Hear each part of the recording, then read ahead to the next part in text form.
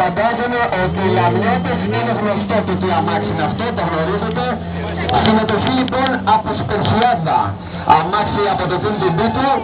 Στο δεξί διάδρομο λοιπόν είναι ο Στεφανής.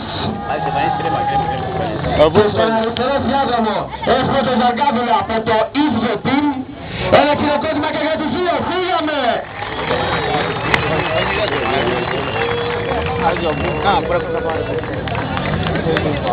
Ναι ρε, πείτε. Πώς έχει ρε μαλάκα. Πόσο πρέπει εκπαισωμένο λέει. Μου κοτσούμε και την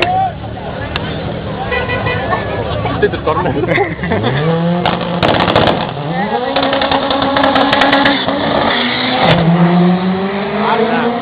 Άντε, γεια. Πολύ καλή κίνηση και από την 2 για να δούμε χρόνους. 11-2-41 για τον αριστερό με 200 χιλιόμετρα έξοδο. Ενώ για τον Στεφανή στη δεξιά μεριά 12-5-27 με 171 έξοδο.